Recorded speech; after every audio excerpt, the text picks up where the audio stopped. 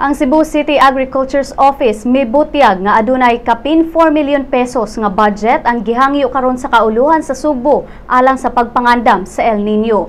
Si City Agriculturist Joelito Baclayon niingon nga iapod-apod ang kantidad sa 31 ka mga bukirang barangay nga makadawat og por lo menos 154,000 pesos matag usa.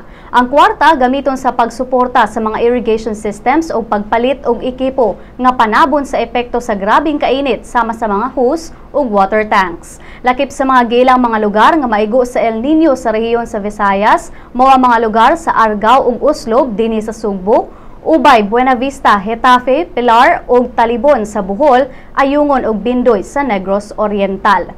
Usa ka task force sa mga fire brigades ang giorganisar karon sa Department of Environment and Natural Resources alang sa pagtabang sa mga posibleng kadaot nga mahimo sa El Nino.